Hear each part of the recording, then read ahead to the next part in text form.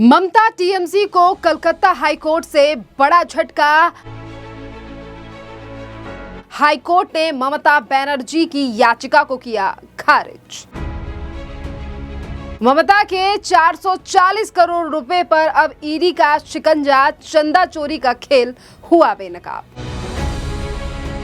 Calcutta high court ने ED के द्वारा फ्रीज किए गए टीएमसी के 3 बैंक खातों पर अब रोक हटाने से इनकार कर दिया है और ये ममता बनर्जी और टीएमसी के लिए बड़ा झटका है, क्योंकि अब ईडी पीएमएलए मामले में 404 करोड़ रुपए फ्रीज किए गए हैं और अब उस पूरे मामले को लेकर ईडी भी तहकीकात करेगी, वो भी अलग अलग एंगल से, जिसके बाद उम्मीद ये जताई जा रही है कि अभी तक जो टीएमसी और ममता बनर्जी कई मामलों को लेकर पहले ही एजेंसियों का सामना कर रही है, पर इसी बीच अब ईडी ने भी ममता बनर्जी की मुश्किलों को बढ़ा दिया है, क्योंकि कलकत्ता हाईकोर्ट ने ईडी द्वारा फ्रीज किए गए टीएमसी के 3 बैंक खातों को अनफ्रीज करने से सीधे तौर पर मना कर दिया है और ये फैसला मनी लॉन्ड्रिंग रोकथाम पीएमएलए के एक बड़े मामले से भी जुड़ा हुआ है। ईडी ने पीएमएलए मामले में टीएमसी से जुड़े खाते में कुल 440 करोड़ रुपए फ्रीज किए थे। पार्टी ने इन खातों को अनफ्रीज करने की मांग करते हुए कलकत्ता हाईकोर्ट का रुख किया था और याचिका लगाई थी, पर कलकत्ता हाईकोर्ट ने सीधे तौर पर टीएमसी के द्वारा जो याचिका लगाई गई थी उसे खारिज कर दिया है और ईडी के पक्ष में फैसला सुनाया है। और ये फैसला ऐसे समय पर आया है जब पश्चिम बंगाल में राजनीतिक घमासान काफी ज्यादा तेज है।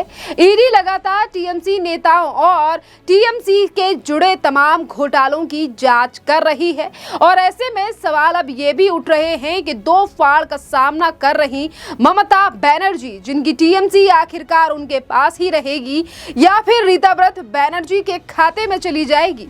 और इन तमाम चीजों के बीच जहां ममता बनर्जी अकेली रह चुकी हैं बंगाल में, क्योंकि नामी ग्रामी नेता जो अभी तक 15 साल से ममता बनर्जी की पार्टी में थे, उनके साथ से, चाहे फिर वो पार्षद हों, विधायक हों या फिर सांसद हों, वो पहले ही ममता बनर्जी का साथ छोड़ चुके हैं।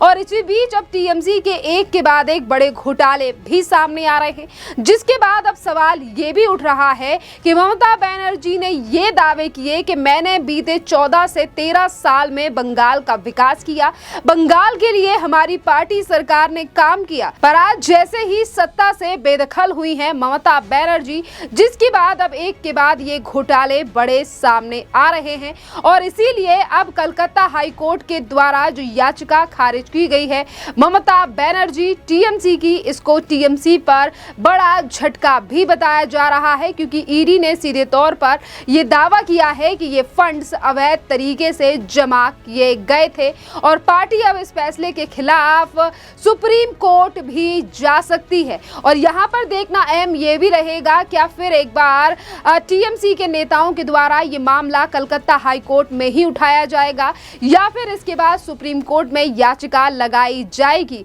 क्योंकि पहले ही ईडी के पक्ष में फैसला सुना दिया गया है कलकत्ता हाईकोर्ट के द्वारा, जो ममता बनर्जी की मुश्किलें खड़ी करने वाला है। इसी के साथ साथ आपके लिए बता दें कि ममता बनर्जी पर यह कोई पहला मामला नहीं है या टीएमसी का ये कोई पहला भ्रष्टाचार नहीं है जो 440 करोड़ रुपए का है। इससे पहले भी सत्ता जाने के बाद अभिषेक बनर्जी के साथ साथ तमाम ऐसे नेताओं के नाम भी सामने आए जिन्होंने अवैध कब्जे के साथ साथ इसी तरीके से बड़े घोटाले बंगाल में किए हैं। एजेंसी इस पूरे मामले पर कई पहलुओं से सवाल जवाब टीएमसी के नेताओं से कर रही है और सवाल ये भी है क्या ममता बनर्जी की सत्ता अब जा चुकी है और ये तमाम नेता जिन्होंने सालों तक बंगाल में रहने वाले लोगों के टैक्स का पैसा खाया है, अब उसका एक एक कर जवाब देना पड़ेगा, क्योंकि वरना बढ़ती हुई मुश्किलें और भी ज्यादा बढ़ सकती हैं। वहीं टीएमसी में हो रही 2 फाड़ और जितनी भी चीजें और बयानबाजी इन दिनों ममता बनर्जी के द्वारा की जा रही है, जिस पर आज भारतीय जनता पार्टी के नेता डॉक्टर अजय कुमार पोद्दार और इसी के साथ साथ अर्जुन सिंह के द्वारा टीएमसी पर बड़ा हमला बोला गया है। सुनिए क्या कुछ कह रहे हैं बीजेपी के नेता।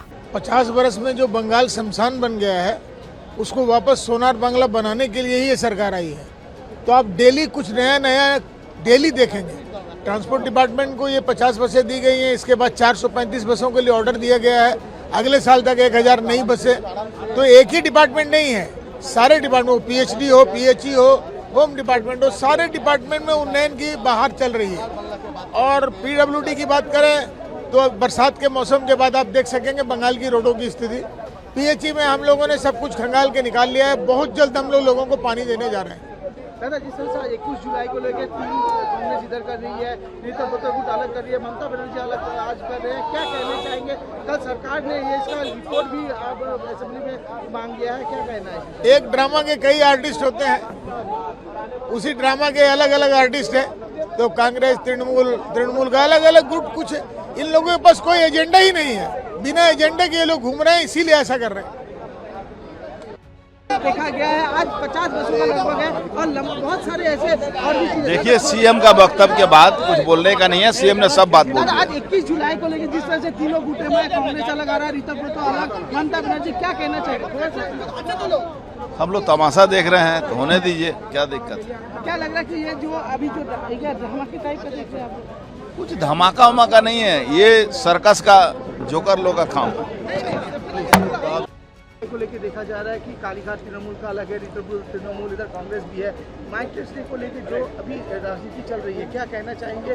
और कल मुख्यमंत्री ने खुद कहा है कि जिनके परिवार वहाँ पे हैं उनके साथ नाइंसाफी की गई है, इस पर क्या कहेंगे? काल माननीय मुख्यमंत्री ने जिन्हें जो विधानसभा में कहा कि ये शहीद के परिवार के साथ नहीं है, शहीद के परिवार के साथ इन्होंने बहुत सारा गलत काम किया है, नाइंसाफी किया है। तो उसके बाद ये जो कर रहा है वो तृणमूल कांग्रेस अभी अपना मतलब अस्तित्व बचाने के लिए नाटक कर रहा है। ये नाटक बंगाल के जनता समझ गया है और आने वाला दिन में ये तृणमूल कांग्रेस, अभी तो 2-3 गुट हो गया है, लेकिन आने वाला दिन में तृणमूल कांग्रेस नाम का जो शब्द है ये एक इतिहास बनकर रह जाएगा। इसका कोई वास्तविक रूप में कोई यहाँ अस्तित्व नहीं रहेगा। एनसीपीआई की जो सांसद है वो दिल्ली में अपना 21 जुलाई का यहाँ पे बना रहे हैं, वो लोग लगभग टीएमसी से अलग हो चुके हैं, सब लोग अलग अलग हो गया है। और ये लोग अभी कुछ दिन बाद देखिए 2029 के पहले ये लोग मिट्टी में मिल जाएगा, चाहे वो तृणमूल कांग्रेस से जितना सारा गुट हो, एनसीपी जो भी हो, कुछ भी इसमें नहीं रहेगा। ठीक है ना? प्रधान वक्ता के तौर पे ममता बनर्जी को रखा गया है, अभिषेक का कहीं पोस्टर नहीं है, क्या कहना चाहेंगे? देखिए, ना तो इस बंगाल में ना तो तृणमूल कांग्रेस नेत्री जो